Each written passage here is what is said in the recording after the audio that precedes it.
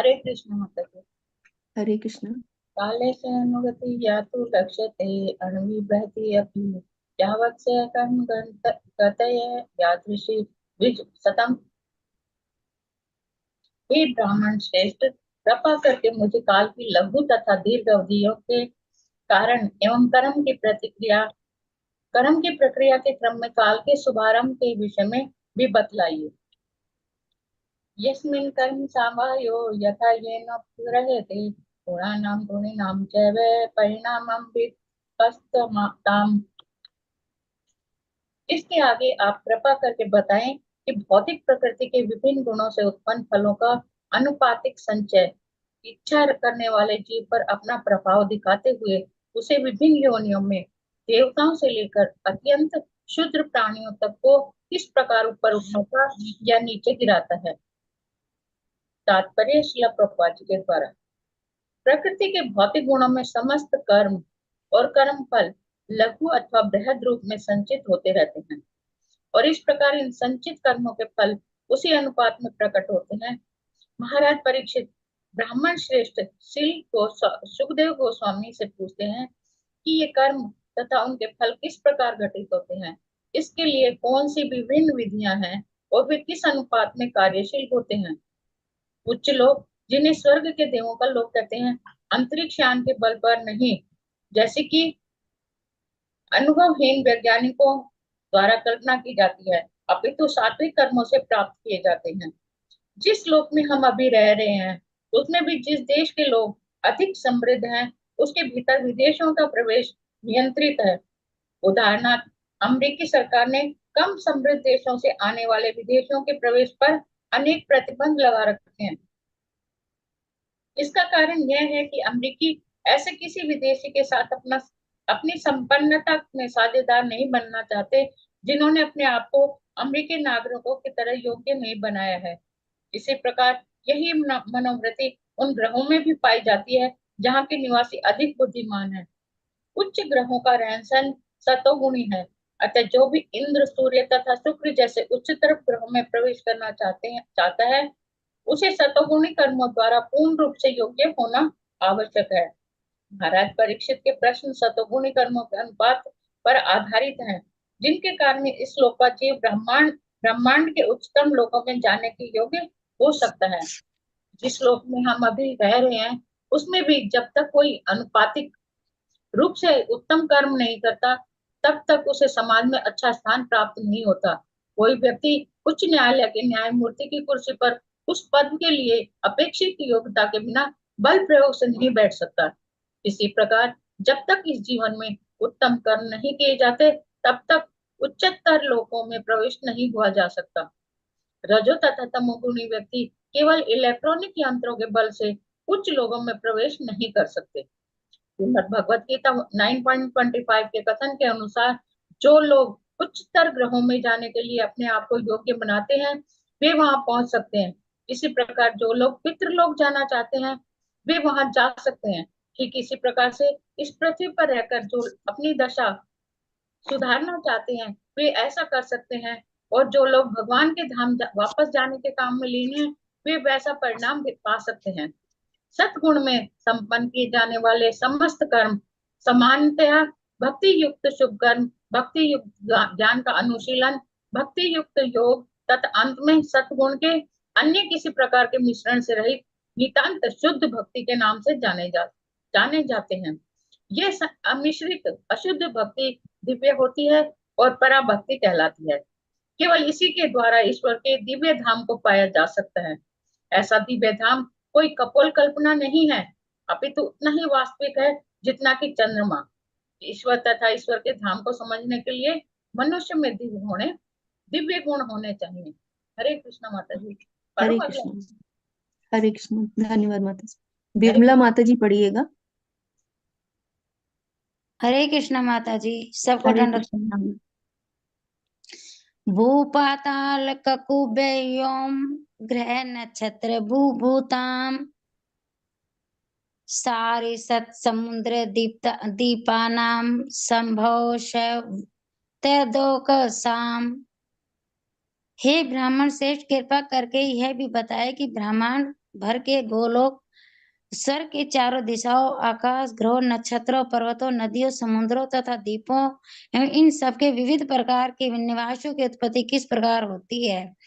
तात्पर्य विभिन्न किस्म के भूभागों इत्यादि के वासी भिन्न प्रकार से स्थित होते हैं और वे सभी मामलों में एक समान नहीं होते हैं। स्थल के वासी जल या आकाश के वासियों से भिन्न होते हैं। इसी प्रकार विभिन्न ग्रहों तथा आकाश के नक्षत्रों के वासी भी एक दूसरे से भिन्न होते हैं। ईश्वरीय नियम के अनुसार कोई भी स्थान रिक्त नहीं है, किंतु एक स्थान के वासी दूसरे से भिन्न होते हैं। यहाँ तक कि मानव समाज में भी जंगली अथवा मरुस्थलों के वासी ग्रामों तथा नगरों के वासियों से भिन्न होते हैं। ऐसे वे प्रकृति के विभिन्न गुणों के अनुसार निमित्त होते हैं। प्रकृति के नियमों का यह समझन अंधाधुंध नहीं होता है। इस व्यवस्था के पीछे विशाल आयोजन होता है। महाराज परीक्षित, इन सब बातों को प्रामाणिक रीति से महामुनि श्री सुखदेव गोस्वामी जी से जानने की प्रार्थना करते हैं। हरे कृष्ण माता जी। हरे कृष्ण माता जी, धन्यवाद। रेखावस्थी माता जी पढ़िएगा। हरे कृष्ण माता जी। हरे कृष्ण। प्रमाण मंड कोशस्य ब्रह्माभ्यंतर्भेदता महतां चानुचरितम वर्णाश्रम विनिश्चय। साथ ही कृपा करके ब्रह्मांड के बाहरी और भीतरी विशिष्ट विभागों, महापुरुषों के चरित्र और कार्यों और विभिन्न वर्णों एवं जीवन के चारों आश्रमों के वर्णीकरण का भी वर्णन करें। महाराज परीक्षित भगवान श्री कृष्ण के विलक्षण भक्त हैं, अतः वे श्री भगवान की सृष्टि की संपूर्ण महत्ता को जानने के इच्छुक हैं। वे ब्रह्मांड के आंतरिक तथा बाहरी अवकाश के विषय में जानना चाहते हैं। ज्ञान के वास्तविक खोजी के लिए इस विषय में पूरी तरह जानना सर्वथा उपयुक्त है। जिनका यह मत है कि भगवत भक्त मात्र भावनाओं से संतुष्ट हो जाते हैं, वे महाराज परीक्षित की जिज्ञासाओं से यह देख सकते हैं कि विशुद्ध भक्त वस्तुओं की पूरी तरह जानने के लिए कितने उत्सुक रहते हैं। आधुनिक विज्ञानी जब ब्रह्मांड अंतरिक्ष अवकाश के विषय में जान पाने में अक्षम है, तो फिर ब्रह्मांड के आच्छादित करने वाले बाह्य अवकाश के विषय में क्या कहा जा सकता है। महाराज परीक्षित मात्र भौतिक ज्ञान से तुष्ट होने वाले नहीं हैं। वे भगवत भक्तों या महापुरुषों के चरित्र तथा कार्यों के विषय में जानने की उत्सुकता प्रकट करते हैं। श्री भगवान की महिमा तथा उनके भक्तों की महिमा से मिलकर श्रीमद् भागवतम का पूर्ण ज्ञान बना है। भगवान श्री कृष्ण ने अपनी माँ को अपने मुख के भीतर सारा ब्रह्मांड दिखलाया। जब उनकी माँ अपने पुत्र प्रेम से पूर्ण रूप से मुग्ध होने के कारण यह देखना चाह रही थी, तो उन्होंने मुंह के भीतर कितनी मिट्टी खाई है, किंतु भगवत कृपा से भक्त लोग श्री भगवान के मुख के भीतर ही ब्रह्मांड की सारी वस्तुएं देखने में सक्षम होते हैं। मानव समाज का 4 वर्णों तथा 4 आश्रमों में जैसा वैज्ञानिक विभाजन हुआ, उसके संबंध में भी यहाँ पर वैयक्तिक गुणत्व के आधार पर जिज्ञासा व्यक्त की गई है। ये 4 विभाग मनुष्य के शरीर के 4 भागों के ही समान है। शरीर के अंग शरीर से अभिन्न होकर भी स्वयं में अंग मात्र होते हैं। चारों वर्णों तथा चारों आश्रमों की वैज्ञानिक प्रणाली की यही विशेषता है। मानव समाज तथा चारों आश्रमों के ऐसे वैज्ञानिक विभाजन की महत्ता श्री भगवान की भक्ति के अनुपातिक विकास द्वारा आंकी जा सकती है। सरकारी नौकरी में लगा हुआ कोई भी व्यक्ति, जिसमें राष्ट्रपति भी सम्मिलित हैं, संपूर्ण साकार का अंग होता है। प्रत्येक व्यक्ति सरकारी कर्मचारी है, किंतु इनमें से स्वयं कोई भी सरकार नहीं है। परमेश्वर के राज्य में जीवात्माओं को की ठीक यही स्थिति है। कोई भी व्यक्ति कृत्रिम रूप से श्री भगवान के परम पद का अधिकारी नहीं बन सकता है, किंतु प्रत्येक व्यक्ति परम पूर्ण की सेवा के निमित्त है। हरे कृष्णा प्रभु जी, माता जी। हरे कृष्ण माता जी, धन्यवाद। तो हम लोग 13वें श्लोक में देख रहे हैं कि यहाँ पर परीक्षित महाराज सुखदेव गोस्वामी जी से पूछ रहे हैं कि लघु तथा दीर्घ अवधियों, ये जो काल का वर्णन जानना चाह रहे हैं। जो एक प्रलय होता है कि एक जिसमें कि ब्रह्मा जी की मृत्यु नहीं होती, एक वो प्रलय होता है, और दीर्घ अवधि क्या होती है, जबकि प्रलय हो जाता है जिसमें ब्रह्मा जी का भी मृत्यु होती है। तो इस तरह के पूछ रहे हैं, कर्म की प्रक्रिया कैसे है, काल का शुभारंभ कैसे हो रहा है, उन चीजों के बारे में इसमें पूछ रहे हैं। 14वें श्लोक में पूछ रहे हैं कि भौतिक प्रकृति के विभिन्न गुणों से उत्पन्न फलों का आनुपातिक संचय इच्छा करने वाले जीव पर अपना प्रभाव दिखाते हुए उसे विभिन्न योनियों में देवताओं से लेकर अत्यंत शुद्ध प्राणियों तक को ऊपर उठाता या नीचे गिराता है। प्रकृति से प्रकृति के गुणों के अंतर्गत ही हम लोग हैं। किसी के अंदर सतोगुण ज्यादा है, किसी के अंदर रजोगुण ज्यादा है, कोई तमोगुण के अंतर्गत है।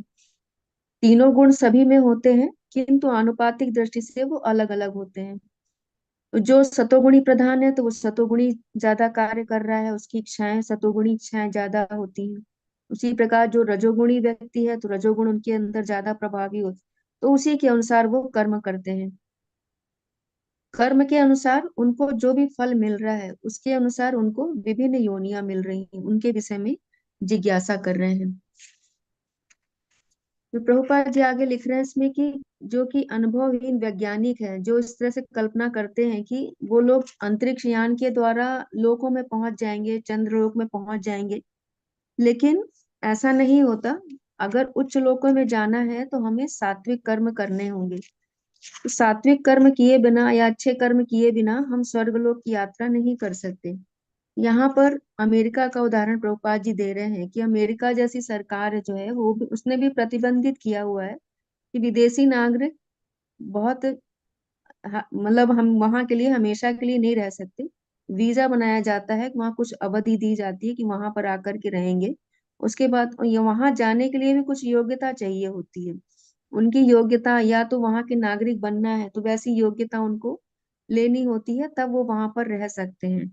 तो जब यहाँ पर हम शहर में देख रहे हैं कि यहाँ पर एक स्थान में ही लोगों को जाने के लिए मुसीबत मतलब ये योग्यता हासिल करनी रहती है, तो ये उच्च लोकों में जाने के लिए भी उन्हें योग्यता हासिल करनी रहती है। तो स्वर्गलोक के जो देवी देवता हैं तो वहां पर पहुंचने के लिए भी तपस्या करते हैं, तपस्या करके ही वो वहां पर पहुंचते हैं। फिर आगे प्रभुपाद जी लिख रहे हैं, न्यायालय की उन न्यायमूर्ति को कुर्सी पर बिना उस पद के लिए योग्यता के बल के प्रयोग से नहीं बैठ सकता। कि कोई किसी भी उसमें सरकारी नौकरी हो या कोई भी प्रतिष्ठित ऐसा पद हो, तो उसमें भी अगर हम देखते हैं तो कोई योग्य व्यक्ति ही होगा, योग्यता उसने प्राप्त की होगी, तभी वो बैठ सकता है। तो जब तक हम अच्छे कर्म नहीं करेंगे, जो हमारे उत्तम कर्म है, तब तक हम उच्च लोकों में नहीं जा सकते हैं। तो जो रजोगुणी तमोगुणी व्यक्ति हैं तो वो ये अगर सोच रहे हैं कि हम ऐसे ऐसे यंत्र बनाएंगे और वहां पर पहुंच जाएंगे, तो ऐसा संभव नहीं है। तो भगवत गीता में भी भगवान ने बताया है कि यान्ति देवव्रता देवान पितरन यान्ति पितृता भूतान यान्ति भूतेज्य यान्ति मध्याजी नौपिमाम। तो जो लोग देवलोक को जाना चाहते हैं वो उन देवताओं की उपासना करते हैं। तो जिस लोक में उनको जाना है उन देवताओं की आराधना करके वो वहां जा सकते हैं। उसी तरह से जो लोग पितरों की आराधना करते हैं वो पितृलोक को जाते हैं। और इसी तरह से जो भगवान की आराधना करते हैं तो भगवान उनको गारंटी देते हैं कि वो भगवत धाम में ही प्रवेश करेंगे। तो जैसा हमारा स्वभाव है, गुण कर्म के अनुसार ही हमको धाम भी मिलते हैं, कि जैसा हम कर्म करेंगे उसी के अनुसार हमें अलग अलग लोक में भी जन्म मिलता है।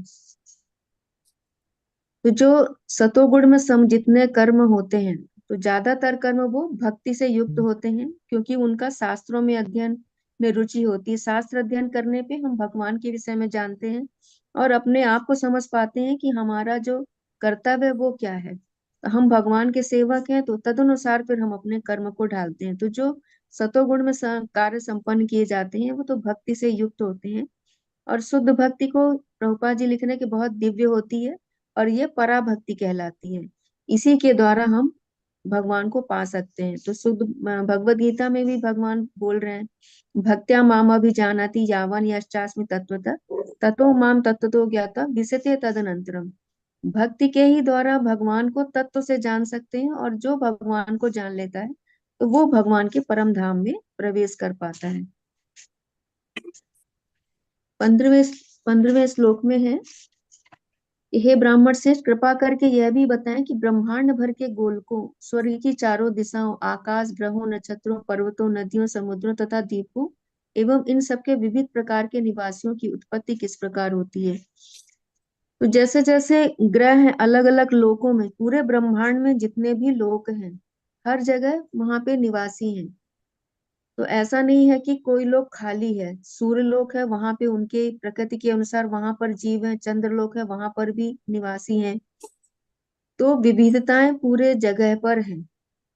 जैसे जैसे हम उच्च लोकों की तरफ बढ़ते हैं तो सतोगुण उनके अंदर ज्यादा रहता है, शुद्धता उनके अंदर, पवित्रता ज्यादा रहती है। और जैसे जैसे हम नीचे के लोकों में आते हैं वहां पे अशुद्धियां ज्यादा आती हैं। तो पृथ्वी लोक पर भी हम देखते हैं कि बहुत विविधता है, कि जो कुछ लोग जंगलों में रह रहे हैं, आदिवासियों को हम लोग देखते हैं जंगलों में रह रहे हैं। अगर हम अपने साउथ पार्ट में देखें तो वहां के लोगों का रंग रूप, वहां की विशेषताएं कुछ अलग होती हैं। उत्तर भारत की तरफ देखें तो वहां पर भी कुछ अलग विशेषताएं रहती हैं। इसी तरह से अगर हम अपने ही जगह को देखेंगे तो हमारे यहाँ विविधता दिखाई देती है। तो ये सब प्रकृति के गुणों के आधार पर ही है। जैसी प्रकृति वहां पर रहती है उसके अनुसार जीवों की उत्पत्ति होती है। और इसमें प्रभुपाद जी लिख रहे हैं कि प्रकृति के नियमों का यह समंजन अंधाधुंध नहीं होता। ऐसा नहीं है कि आकस्मिक कुछ भी हो जा रहा है। इसके पीछे भगवान का सारा कुछ प्रयोजन होता है, उनका आयोजन है इस तरह से कि वो ये सारी चीजें आयोजित करते हैं। और महाराज परीक्षित इन सब बातों को प्रामाणिक रीत से महामुनि श्री सुखदेव गोस्वामी से जानने की प्रार्थना करते हैं। प्रामाणिक रीत से ही जानना आवश्यक है। यहाँ पर प्रभुपाद जी जो लिख रहे हैं एक लाइन लास्ट में कि प्रामाणिक रीत से, तो हमें भी किसी भी चीज को जानना है तो उसे प्रामाणिक सोच से ही जानना है। प्रामाणिक सोच से जानने पर ही हम सत्य से परिचित हो पाते हैं। 16वें श्लोक में है कि साथ ही कृपा करके ब्रह्मांड के बाहरी तथा भीतरी विशिष्ट विभागों, महापुरुषों के चरित्र तथा कार्यों और विभिन्न वर्णों एवं जीवन के चारों आश्रमों के वर्णीकरण का भी वर्णन करें। तो ब्रह्मांड के बाहर तथा भीतर, तो जो भीतर का है, जो हमारे 14 भुवन है, उनके बारे में भी जानना चाह रहे हैं। और ब्रह्मांड के जो बाहर का क्षेत्र है, हम लोग को जो लोक है वो तो है, और ब्रह्मांड की जो लेयर है उनके बारे में भी, और ब्रह्मांड के जो बाहर का पार्ट है यानी कि जो आध्यात्मिक जगत है उनके बारे में भी महाराज परीक्षित इसमें जानना चाह रहे हैं। तो महाराज परीक्षित में लिख रहे प्रभुपाद जी लिख रहे हैं कि महाराज परीक्षित एक विलक्षण, श्री कृष्ण के विलक्षण भक्त हैं, अतः वे भगवान की सृष्टि की संपूर्ण महत्ता को जानने के इच्छुक हैं। विलक्षण भक्त का कि अद्भुत भक्त है, भगवान के दर्शन ही उन्होंने करे थे उसमें, तो उन जिज्ञासा उनके अंदर स्वाभाविक थी। तो वो ब्रह्मांड के अंदर तथा बाहरी अवकाश के विषय में जानना चाह रहे हैं। तो जो आधुनिक वैज्ञानिक हैं, प्रभुपाद जी यहाँ लिख रहे हैं कि जो आधुनिक वैज्ञानिक है, जब ब्रह्मांड अंतरिक्ष के आंतरिक अवकाश के विषय में जानने में अक्षम है, तो वो ब्रह्मांड को आच्छादित करने वाले अंतरिक्ष के विषय में कैसे जान सकते हैं। तो अंदर ही वो लोग अभी पूरी तरह से नहीं समझ पाए हैं। नक्षत्रों की गणना वो लोग कर रहे हैं, चंद्रलोक सूर्यलोक के बारे में विषय में जानना चाह रहे हैं, जबकि हमारे शास्त्र परिपूर्ण है। उनके उनको अगर पढ़े तो वो सारी चीजों की को जान सकते हैं, समझ सकते हैं। तो इस तरह से प्रामाणिक स्रोतों से अगर हम जानेंगे तो हम इजिली तौर पर जान सकते हैं। लेकिन इस तरह की जो साइंटिस्ट लोग कर रहे हैं तो उसमें पैसा भी बहुत जाता है और समय भी बहुत लगता है। फिर महाराज परिचित से भक्तों तथा महापुरुषों के चरित्रों तथा कार्यों के विषय में भी जानना चाह रहे हैं। तो जो भक्त हैं भगवान के, तो जो भागवतम हमारा ग्रंथ है, तो वो भगवान की महिमा और भक्तों की महिमा से ही मिलकर के बना हुआ है। पहले भगवान के भक्तों की महिमा का वर्णन है, फिर दसम स्कंद में भगवान के विषय में वर्णन इसमें किया गया है। तो इसमें यशोदा माँ का उदाहरण दे रहे हैं कि पुत्र और पुत्र प्रेम से भगवान कृष्ण के मुंह में मिट्टी देखना चाह रही थी कि किसने खाई है कि नहीं खाई। तो जो भगवान के भक्त होते हैं वो भगवान ने उनको अपने मुंह पर ही, मुख के अंदर ही पूरा ब्रह्मांड उनको दिखा दिया था। तो भगवत कृपा से लोग तो भगवान के मुख में ही ब्रह्मांड की सारी वस्तुओं को देख पाने में सक्षम होते हैं। किंतु जो आधुनिक वैज्ञानिक हैं वो लोग बहुत सारी रिसर्च करने के बाद भी ब्रह्मांड को पूरी तरह से जानने में अक्षम रहते हैं। फिर चार वर्ण और चार आश्रमों के बारे में भी जिज्ञासा कर रहे हैं, तो उसके बारे में प्रभुपाद जी यहाँ लिख रहे हैं कि जैसा कि हमारा शरीर है, उसके भी अलग अलग अंग है, और हर एक अंग का एक विशिष्ट भाग है। कि हाथ अलग है, हाथ को भी हम एक हाथ अलग है, पैर अलग है, मुंह अलग है, उदर हमारा अलग है। तो इससे मिलकर के ही हमारा पूरा ये शरीर बना हुआ है। उसी तरह से समाज की भी संरचना है, जिसमें कि चार वर्ण और चार आश्रम होते ही हैं। और ऐसा नहीं है कि सिर्फ हमारे भारत में ही ऐसा है कि चार वर्ण और चार आश्रम है। वहां पर जहाँ हर लोक में और भारत के, सॉरी, इस जगत के ही सभी जगहों पे, अमेरिका वगैरह में भी ये चार वर्ण और चार आश्रम रहते ही हैं। वहां पर भी शिक्षा देने वाले लोग रहते हैं, वो ब्राह्मण का कार्य करते हैं। वहां पर भी एडमिनिस्ट्रेटिव डिपार्टमेंट होता है, राजा होते हैं, जो लोग क्षत्रिय का कार्य करते हैं। फिर वैश्य, गौ रक्षा, कृषि कार्य, तो ये सब कार्य वैश्यों के होते हैं। और शूद्र इन तीनों की सेवा करने के लिए होते हैं। तो ये चार वर्ण और चार आश्रम हर जगह ही रहते हैं। ऐसा नहीं है कि सिर्फ एक जगह हमारे भारत में ही ये चीजें नजर आ रही। उदाहरण प्रभुपाद जी यहाँ पर ले रहे हैं कि जैसे सरकारी नौकरी है, तो सरकार के नौकर तो राष्ट्रपति से लेकर के एक जो सरकारी ऑफिस में पियून है, वो भी सरकारी कर्मचारी ही होता है। लेकिन वो सरकार नहीं होता, यानी कि भगवान अलग है, बाकी पूरी सृष्टि उनके अंतर्गत ही आ रही है। तो राजा एक है और बाकी जितने भी कर्मचारी हैं उसके नीचे ही रहते हैं। परमेश्वर के राज में जीवात्माओं की ठीक यही स्थिति रहती है। कोई भी व्यक्ति कृत्रिम रूप से भगवान के परम पद का अधिकारी नहीं बन सकता, किंतु प्रत्येक व्यक्ति परमेश्वर की सेवा के निमित्त है। हम लोग भगवान के सनातन दास हैं, भगवान की सेवा करने के निमित्त ही है। और हम कभी भी भगवान बन नहीं सकते, जैसे कि मायावादी दृष्टिकोण दर्शन यही कहता है कि हम शरीर छोड़ने के बाद भगवान बन जाएंगे। तो ऐसा नहीं है, हम लोग भगवान के सेवक हैं और सदैव सेवक ही रहेंगे।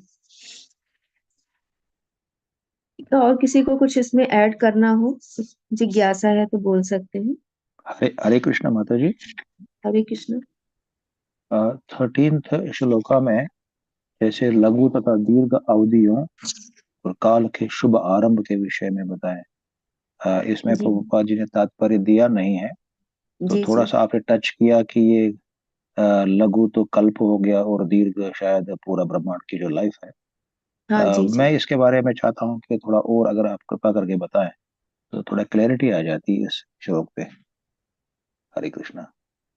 हाँ, लघु, जैसा कि प्रलय का हम लोग देखते हैं ना कि एक प्रलय होता है जिसमें कि कुछ लोग, यानी कि जो हमारा पृथ्वी का ही लोक है, वो डूब जाता है। और एक होता है कि पूरा पूर्ण प्रलय होता है, जिसमें जितने उच्च लोक भी हैं, यानी कि ब्रह्मा जी के लोक तक ही है, वो पूरा ब्रह्मांड हमारा वो पानी में चला जाता है। यानी कि जो कारणोदक साई विष्णु है, उनमें जाकर के ही विश्राम पाता है। तो ये लघु और दीर्घ अवधियों के बारे में यहाँ पर बोला गया है।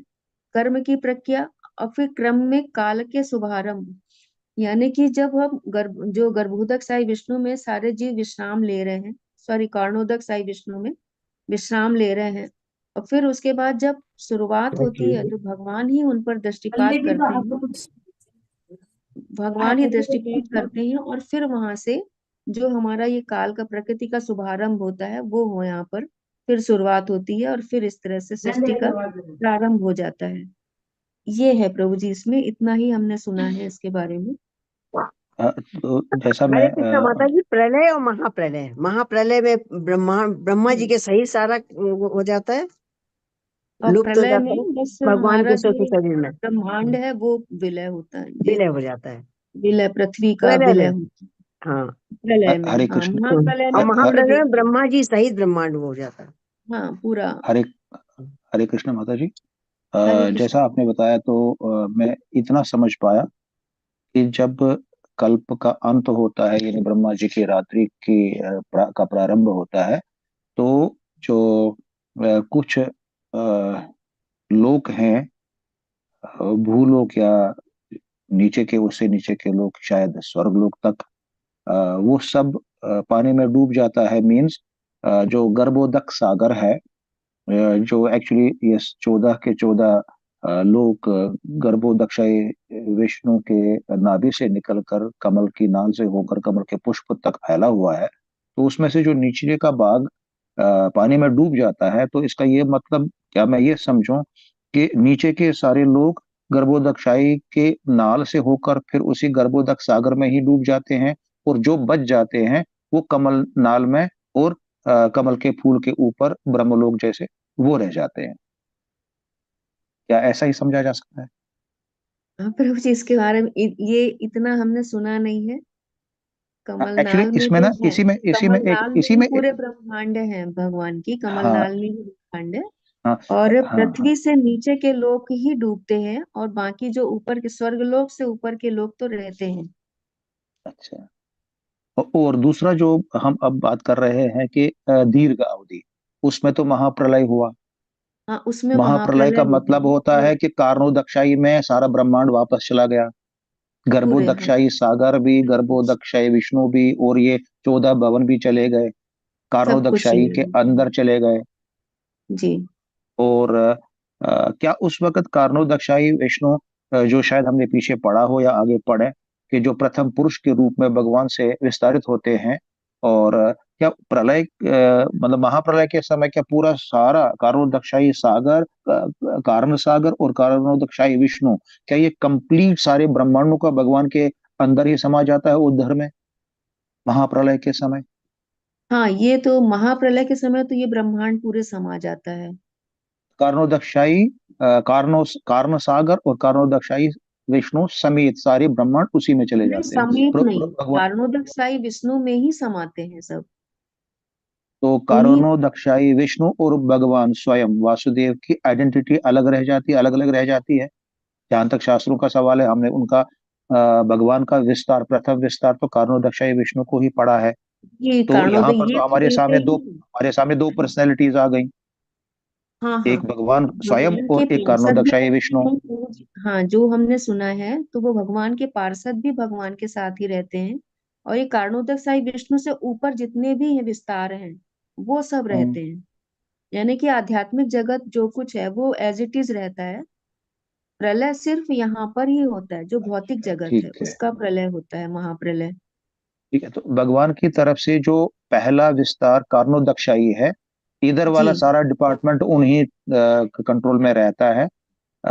तो ये दक्षाई विष्णु में ही सारा समा जाता है। समा जाता है जी। अच्छा, दूसरा क्वेश्चन यहीं पे निकल के आता है कि अनगिनत ब्रह्मांड हैं, जी और जी, सारे ब्रह्मांड कारणोदक्षाई विष्णु से ही निकले हैं, और बिल्कुल सारे जी। ब्रह्मांड एक जैसे नहीं हैं। हमारा ब्रह्मांड छोटा है, ब्रह्मा जी के 4 फेस हैं, और कईयों के तो 100 और 1000 भी हैं। अगर जी जी, कारणोदक्षाई से सारे निकले हैं, और सारे कारणोदक्षाई में महाप्रलय के समय मतलब विलीन हो जाते हैं, तो क्या हर छोटे बड़े ब्रह्मांड की अवधि, हर छोटे बड़े ब्रह्मा जी की अवधि एक जैसी ही होती है, माता जी? नहीं नहीं प्रभु जी, सबकी अवधियां अलग अलग हैं।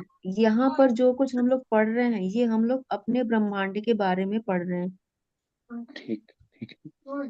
मुझे आज इस डाउट को दूर करने में आपकी आशीर्वाद से ये डाउट दूर हुआ। धन्यवाद माता जी, धन्यवाद, प्रणाम। हरे जी, कृष्णा आपने माता जी, हरे सबका कृष्णा। समय और काल भी अलग अलग होता है, हर ब्रह्मांड जी, का। हर ब्रह्मांड का समय काल अवधियां अलग अलग ही होती हैं। अच्छा, मतलब जो घटना एक ब्रह्मांड में होती दूसरे में नहीं, वो दूसरे समय हो सकती है, ऐसा कुछ? हाँ हाँ, कुछ भी, वो उसके बारे में तो हम लोग पढ़ भी नहीं पा रहे हैं। हम लोग तो सिर्फ अपने ब्रह्मांड के बारे में ही जो कुछ डिटेल पढ़ रहे हैं भागवतम के जरिए, वो पढ़ रहे हैं। प्रभुपाद जी ने भगवत गीता में 8वें जी, अध्याय में जहां पर ये वर्णन हुआ है, वहां पर अपनी परपट में एक जगह उन्होंने लिखा है कि हमारे लिए तो ब्रह्मा की आयु बहुत ही दीर्घ है और अकल्पनीय है, हम उसकी कैलकुलेशन पढ़ भी नहीं पाते हैं कितने वो नंबर हैं। बट कहते हैं वहां पर परपट में, मैंने एक भी जगह पढ़ा है कि ब्रह्मा जी ऐसे उत्पन्न होते हैं जैसे सागर में बारिश के समय बुलबुले उत्पन्न होते हैं। तो ये मतलब ब्रह्मांडों की लाइफ इस तरह से मानी जा सकती है, माता जी। मतलब हेलो। हाँ। इतना विशाल उनको बताया जा रहा है, भगवान का जो स्वरूप है उसको इतना विस्तार बताया जा रहा है कि ब्रह्मा जी की अवधि जो हम लोग कैलकुलेट नहीं कर सकते, उसको भगवान के लिए वो बुलबुले के समान है।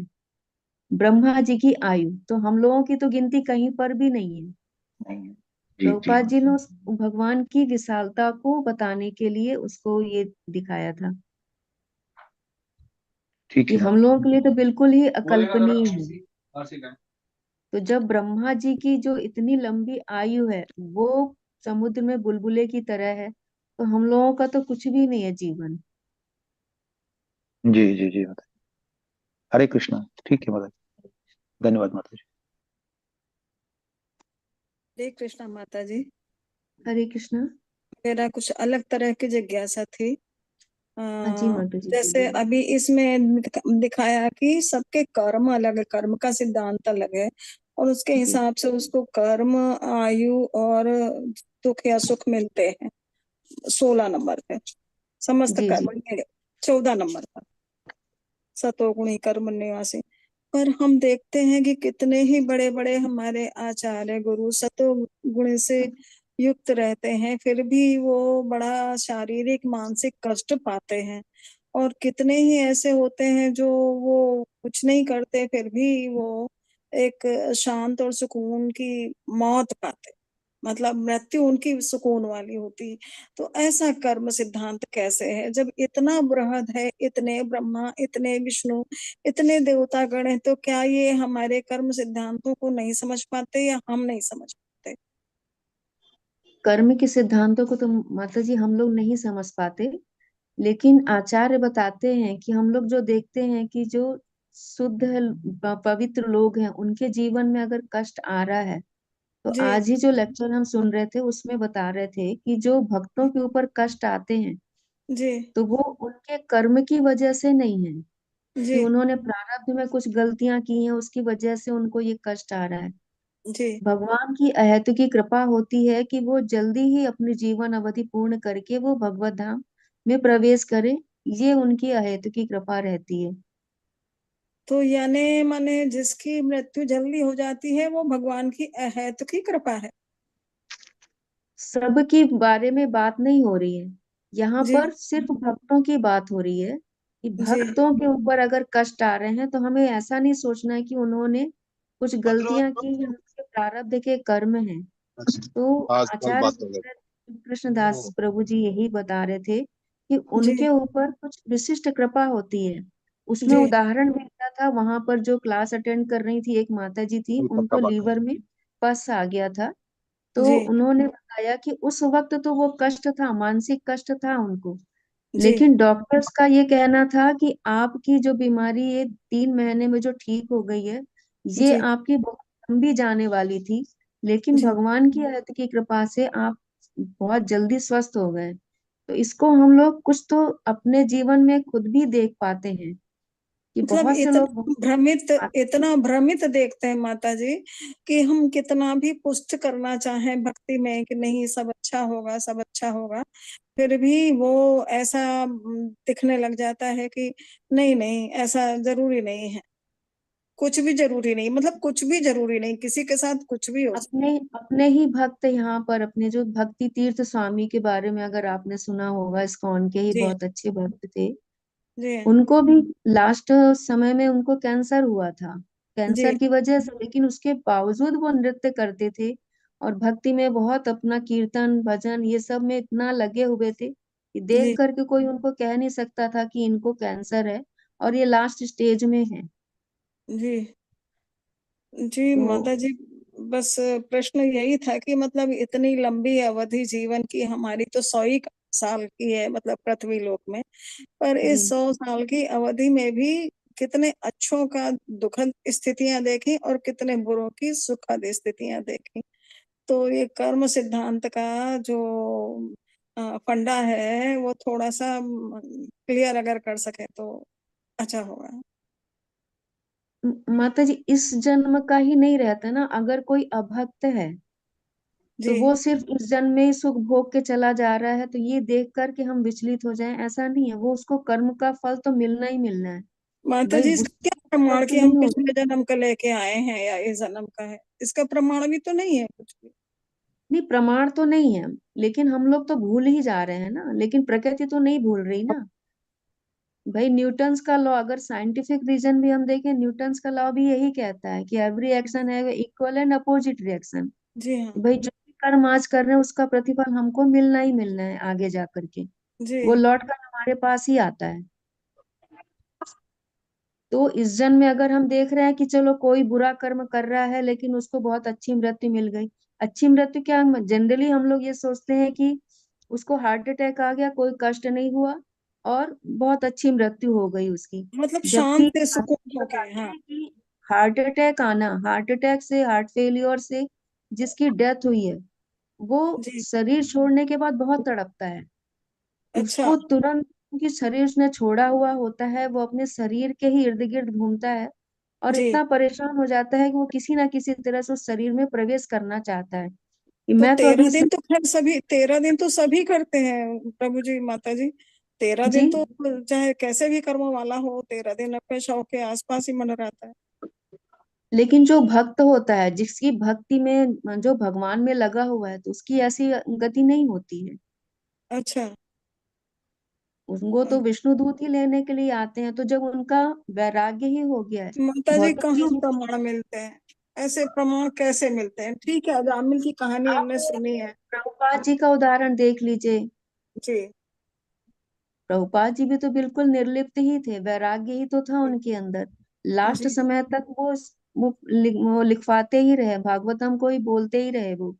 तो जी। ऐसे लोगों का तो आसक्ति बिल्कुल है ही नहीं, तो वो अपने शरीर के इर्द गिर्द क्यों मंडराएंगे। माता लेकिन जी, वो जिस बहुत उच्च है, मतलब वो तो बहुत ही टॉप क्लास क्वालिटी है कहना चाहिए। हम जैसे तो जीवों के लिए ऐसा, हम भले ही इस्कॉन मतलब राम जप करें या फिर पढ़ें भागवत या गीता, पर फिर भी ये बातें दिमाग में तो आती हैं माता जी। हरे कृष्णा माता जी। हरे जी। कृष्ण। मैं थोड़ा बोलूं इसके ऊपर। बिल्कुल बिल्कुल बिल्कुल प्रभु जी। हाँ, ये सुना हुआ है पर माता जी हम वही रिपीट ही करते हैं सारे का सारा, अपना तो कुछ जी होता जी नहीं है। जी जी प्रभु जी, हम एक्चुअली लोग वही एक्चुअली बोलते हाँ। हैं। हाँ माता जी, एक्चुअली क्या है ना, पहले तो ये बात बहुत ही क्लियर हो जाए कि हम शरीर नहीं है, और बिल्कुल बिल्कुल। सुकून की मौत या बिना सुकून की मौत उसका विषय ही नहीं है। पहले ये है कि हमें शरीर नहीं है, फर्स्ट पॉइंट ये बड़ा क्लियर रहे कि हम शरीर नहीं है और एक दिन ये शरीर छूटना है। दूसरा, यदि मेरी गाड़ी का एक्सीडेंट अच्छा हो गया या बुरा हो गया तो मैं अपने घर में हूं और गाड़ी रिपेयर हो रही है गैराज में, तो पहले वो उसको डिसएसोसिएट होना पड़ेगा उस चीज के बारे में। और जो डिवोटी हैं उन लोगों ने ऑलरेडी अपने पूरे जन्म के जो कर्म है वो सारे के सारे जला चुके हैं पूरे जन्म के। लेकिन जो इस जन्म में जो बन गए हैं ऑलरेडी, जो ही हमारा शरीर इस जन्म आकर के जो पुराने वो खत्म हो गए, तभी तो हम भगवत धाम जाएंगे, नहीं तो मिलियन और बिलियन जो हमने हमारे जो अपने जो सिंफुल लाइफ है वो खत्म ही नहीं हो सकती। तो जो ही हम भक्ति मार्ग में हमारा चरण रखते हैं, जो ही हम महामंत्र बोलते हैं, वो उतना ही आसान है जितना हमने सूखे घास में एक माचिस की तिल लगा के उसको जला दिया। लेकिन जो इस जन्म में जो आ गया है वो ऑलरेडी क्रिएटेड है। अभी इस जन्म में जो आया है वो हमको भुगतना पड़ेगा, इस शरीर को भुगतना पड़ेगा, और मन को भुगतना पड़ेगा, आत्मा को तो वो भी भुगतना नहीं पड़ता है। तो हम यदि मन से और शरीर से कनेक्ट नहीं होंगे, उसका एक ही तरीका है कि जप करना और भक्तों का संग लेना, उनकी बात को समझ के लेने का। नहीं तो ये जी। अटैचमेंट बना ही रहेगा और ये जी। डिस्कशन जितना भी हम करेंगे ना उसका सोल्यूशन नहीं निकलेगा। तीसरा पॉइंट माता जी बोल रही थी, जैसे आपने उदाहरण दिया कि यदि आपको दिल्ली जाना है बॉम्बे से, तो उसके जाने के बहुत तरीके हैं। आप यदि दिल्ली जाते हैं सीधा बाई एयर, आपको 1.5 घंटे में दिल्ली पहुंच जाते हैं। ये जो 12 दिन की माता जी बात कर रहे थे, तो वो जो 12 डेज का जो कहानी है, और कोई लोग ऐसे जो पैदल दिल्ली जाते हैं उनको 6 महीने लगते हैं, और कोई जाते हैं लूना से, वो हो सकता है कि उनको 2 महीने में पहुंच जाए, और हो सकता है ट्रेन में 24 घंटे में पहुंचे। तो ये टोटली उस पर डिपेंड है कौन सा रास्ता आपने चुना। तो हम लोगों ने वो रास्ता चुना कि हम जा रहे हैं पैदल, और हेलीकॉप्टर में आके हमारे गुरु महाराज ने हमको उठा लिया है और हम 2 घंटे में वहां पहुंच जाएंगे। तो पहले एक अंडरस्टैंडिंग ये बड़ी क्लियर सी लेनी है कि हमें शरीर नहीं है और ये शरीर छूटना है, और ये छोड़ के जो शरीर है इसका अगला जन्म 100% होना है, या तो आध्यात्मिक होगा या भौतिक होगा। तो जो बीमार जो लोग हो जाते हैं वो शारीरिक रूप से वो ठीक हो रहे हैं, और जितना ज्यादा अभी भुगत लिए हैं वो पूरा जन्म का जो इतना प्लान था वो थोड़े हिस्से में उंगली कट के काम चल जाता है। यदि गर्दन कटनी होगी तो डीओटी लोगों का वो थोड़ा कम में काम चल जाता, नहीं तो बहुत बुरा माहौल होना चाहिए था। तो ये एक बेसिक सी अंडरस्टैंडिंग है, जो हमारे मन को डिस्टर्ब किए बिना हम जिस रास्ते पे चल रहे हैं उस पे चलते रहें, बिना इस बात को सोचे कि भाई वो पुराने वाले का क्या होगा, इसका क्या होगा, हम बीमार होए कि ना होए, सुकून की मौत या बिना सुकून की मौत, उसका कोई मीनिंग ही नहीं है एक्चुअली। सबको ये शरीर छोड़ना है, कोई उसको गुस्से में आके छोड़ देता है, कोई आत्महत्या करके छोड़ देता है, कोई सामान्य छोड़ देता है, कोई आदमी अपने आप मर जाता है, किसी की एक्सीडेंट डेथ हो जाती है। तो ये हम तो शरीर है ही नहीं। अब कैसे हुआ क्या हुआ वो ऑलरेडी प्लान्ड है, आपका जन्म भी प्लान्ड है, आपकी मृत्यु भी प्लान्ड है, उसको हम चेंज जी कर ही जी नहीं प्रभु सकते। जी। तो जी जी जो अपने प्रभु जी ने लास्ट टाइम कल बताया कि भरत भाई भावी प्रबल है, बिलख कहे मुनिनाथ, हानि लाभ जीवन मरण यश अपयश विधियात। तो 6 चीजें हमारे हाथ में ही नहीं ना, हानि हाथ में है ना लाभ हाथ में है ना बीमारी बुढ़ापा, ये सब नहीं, चीजें वो तो डिस्टाइम होने नहीं है। वाली है। हरे कृष्णा माता जी। थोड़ा जी थोड़ा सा अंडरस्टैंडिंग ऑन द टॉपिक जितना था और जितना मैं समझा उसके ऊपर में थोड़ा कुछ बोलने की कोशिश किया। हरे कृष्णा माता जी। हरे कृष्णा। धन्यवाद। जी हरे प्रभु। कृष्णा। एक हम लोग इस भक्ति में बैठे हैं तो एक चीज दिमाग में हम लोग बैठा लें जो प्रभुपाद जी ने अपने पुस्तकों में लिखी है कि हम इस बद्ध जीवन में 4 कमियों के वजह से हैं। तो वो 4 कमियां हमारी स्वाभाविक हैं। तो जी बार बार जो हम भ्रमित हो जाते हैं तो वो भ्रम भी उसी का कारण है। और दूसरी चीज, हम कर्म कुछ ना कुछ तो कर ही रहे हैं। जैसे प्रभु जी जी ने अभी बहुत अच्छी बात बताई जी कि हम वर्तमान में जो कर्म कर चुके हैं या कर रहे हैं, जी इसका फल तो हमें ही मिलना है ना। जी हमारे अंदर अगर कोई बीमारियां आई हैं तो बीमारियां बाहर से नहीं आई है, हमारे खान पान, हमारे दिनचर्या और हमारे व्यवहार की वजह जी से आई है। जी। तो ये चीजें त्रुटियां हमने की, उसका प्रतिफल हमें मिलेगा ही मिलेगा। तो फिर लेकिन अगर ऐसा है प्रभु जी, तो जो अभी संजय प्रभु जी ने कहा कि इतने सारे कल्प और इतने महाकल्प और इतने सारे ब्रह्मा जी, तो क्या ये देवी देवता भी बिल्कुल उसी कर्म सिद्धांतों से बंधे हुए हैं कि उनका भी जन्म मृत्यु होती है, उनका भी कष्ट या सुख होता है? यस आप हरे कृष्णा प्रभु। यस ऐसा है, यस जरा सा प्रभु। आप इसको इस तरह मत सोचिए, इसको दूसरे तरीके से सोचिए। हम लोग एक विषय में पढ़े हैं, उसके बारे में थोड़ा बहुत जानते हैं। जी अलग विषय के अलग व्याख्या है। उतना जानने के लिए न तो हमारे पास समय है, न उतनी जी उम्र है। हम जी उन माया में जब भ्रमित होंगे तो हम जी अपने मूल जो हमको करना है वहां से हम भ्रमित हो जाएंगे। भ्रमित का मतलब क्या हुआ कि हमें अन्य चीजों में उलझा करके माया वर्तमान से बार बार डिगाने की कोशिश कर रही है।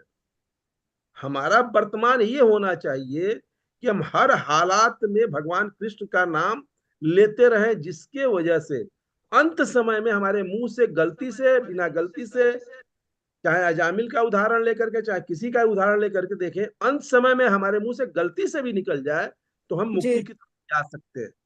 तो फिर क्षमा करें प्रभु जी, अब हमारी उत्सुकता कुछ अलग तरह से बढ़ती जा रही है। तो फिर कहना चाहिए कि हम और किसी के बारे में कुछ भी ना देखे सोचे, केवल जपा करें बस। हाँ, जपा करें और इस चीज में हम देखें, इसका अपने मन में वही चीज लें जो हमारी जी आत्मा के लिए जरूरी है।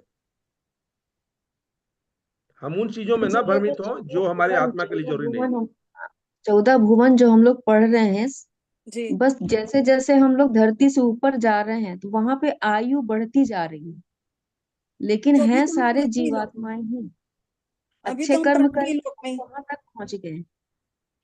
क्योंकि हम लोग डेली जो पढ़ते हैं ना, ओम अज्ञान तिमिरांधस्य से, जी ये क्या है, हम गुरु के शरण में आके बार बार इसीलिए तो विनती कर रहे हैं कि हम जी भ्रमित ना हो, हम अपने लक्ष्य पर लगे रहें। हरे कृष्णा। जी जी माता जी, हरे कृष्णा माता जी। एक टॉपिक तो हाँ ठीक है, हरे कृष्णा माता जी, आगे थैंक यू। लगाएं माता जी। एक श्लोक और ले लीजिए। हाँ, एक श्लोक और ले लेते हैं प्रभु जी। क्षमा करिएगा माता जी अगर भ्रमित कर दिया हो सबको मैंने, लेकिन ये मन में मेरे बहुत दिनों से नहीं था। माता जी, आप नहीं, अपनी जिज्ञासाएं तो आपको रखना ही है। स्क्रीन आ रही है? जिज्ञासा अभी इतना डिस्कशन हो गया, सुभाष प्रभु जी ने भी इतना बोला, स्क्रीन आ रही है जयप्रकाश। माता जी? हरे कृष्णा। स्क्रीन शेयर हो रहा है? हो रहा है, हो रहा है, हो रहा है प्रभु जी।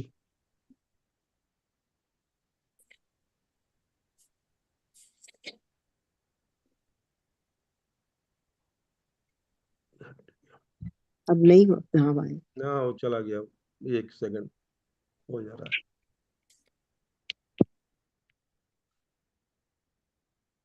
अब आगे करिए, आगे बढ़ाइए।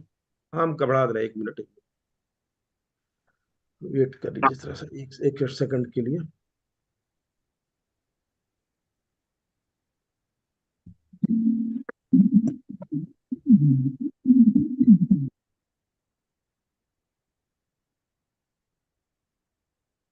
आ रहा है स्क्रीन पे? दिखाई दे रहा जी है? प्रभु जी। आ रहे हैं। मंजू माता जी पढ़िएगा। हरे कृष्णा माता जी, दंडवत प्रणाम। दंडवत प्रणाम। युग मानव चा धर्म त्याचा युगे युगे अवितारे अनुचरितम यत आश्रितम। हरे, कृपया करके सृष्टि के काल के विभिन्न युगों तथा उन सबकी अवधियों का वर्णन कीजिए। मुझे विभिन्न युगों में श्री भगवान के विभिन्न अवतारों के कार्यकलापों के विषय में भी बताइए। तात्पर्य: भगवान श्री कृष्ण आदि भगवान हैं और परमेश्वर के समस्त अवतार उनसे अभिन्न होते हुए भी उनसे उद्भूत हैं। महाराज परीक्षित ने महाविद्वान एवं महामुनि श्री सुखदेव गोस्वामी से ऐसे अवतारों के कार्यकलापों के विषय में पूछा, जिससे श्री भगवान के अवतार की पुष्टि प्रामाणिक शास्त्रों में उल्लिखित उनके कार्यकलापों के आधार पर की जा सके। महाराज परीक्षित सामान्य लोगों की विचारधारा में बहकर श्री भगवान के अवतार को आसानी से स्वीकार करने वाले मनुष्य न थे, अपितु वे वैदिक साहित्य में वर्णित और श्री सुखदेव गोस्वामी जैसे आचार्य द्वारा पुष्ट लक्षणों के आधार पर ही उसे स्वीकार करना चाहते थे। श्री भगवान अपनी अतरंगी शक्ति से भौतिक प्रकृति के नियम की किसी अनिवार्यता के बिना अवतरित होते हैं, फलितः उनके कार्यकलाप भी असामान्य होते हैं। श्री भगवान के विशिष्ट कार्यकलाप उल्लिखित हैं और हमें यह जान लेना होगा कि श्री भगवान के कार्यकलाप तथा स्वयं श्री भगवान एक हैं, क्योंकि वे परम स्थिर पर स्थित हैं। अतः श्री भगवान के कार्यकलापों के विषय में सुनने का अर्थ है श्री भगवान की प्रत्यक्ष संगति करना, और भगवान की प्रत्यक्ष संगति का अर्थ है भौतिक कलमश से शुद्धि। इसकी विवेचना हम पिछले खंड में कर चुके हैं। हरे कृष्णा। हरे कृष्णा माता जी, धन्यवाद।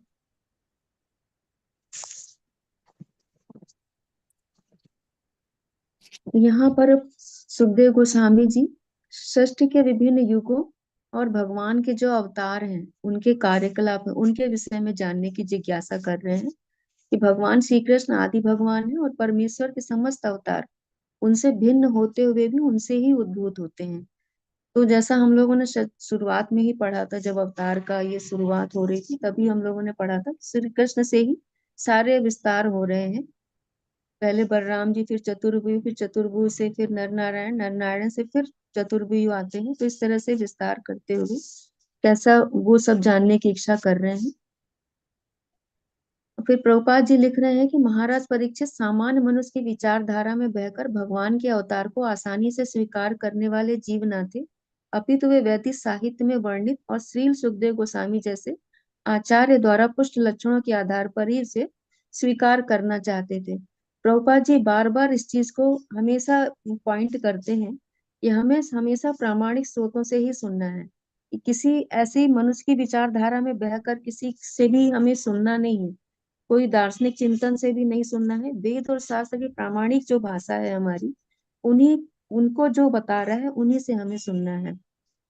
फिर भगवान के जो विशिष्ट कार्यकलाप हैं उनके बारे में, और भगवान एक है, ये सब मतलब जो भी कार्यकलाप के बारे में हम सुन रहे हैं और भगवान, तो भगवान की जितनी भी चीजें, भगवान से संबंधित जितनी भी चीजें हैं, चाहे उनके क्रियाकलाप हो, लीलाएं हो, उनका रूप गुण, सब कुछ एक ही रहता है। अगर हम उनके कार्यकलापों के बारे में सुन रहे हैं, यानी कि भगवान का प्रत्यक्ष सानिध्य हमको प्राप्त हो रहा है। हम लोग भागवतम पढ़ रहे हैं तो हम लोग का प्रत्यक्ष सानिध्य है भगवान के शब्दावतार से, भगवान से सानिध्य हमारा बना हुआ है। इस तरह से जैसे जैसे हम भागवत सुन रहे हैं या भगवत गीता सुन रहे हैं, उनकी लीलाओं के बारे में श्रवण कर रहे हैं, तो इससे हमारे चेतना का ही शुद्धिकरण होता है। तो जो भौतिक कल्मश है वो हमारा धीरे धीरे हटता जाता है और भगवान का सानिध्य हमें प्राप्त होता है। इस तरह से जैसे जैसे हमारा चित्त का शुद्धिकरण होगा तो हमारा जो तत्व है, जो हमारा सत्व बोलते हैं, मन बुद्धि अहंकार का, वो हमारा शुद्ध होता जाता है। तो और कुछ किसी को ऐड करना हो इसमें ऐड कर सकते हैं। तो आज हम लोग यहीं पे रुकेंगे।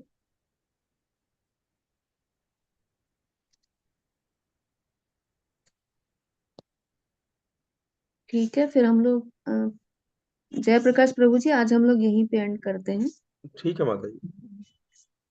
तो हरे कृष्ण महामंत्र और वैष्णव प्रणाम मंत्र बोल के एंड करेंगे।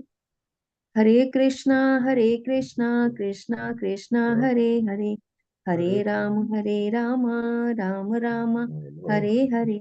वाञ्छाकल्पतरुभ्यश्च कृपा सिन्धुभ्य एव च पतितानां पावनेभ्यो वैष्णवेभ्यो नमो नमः।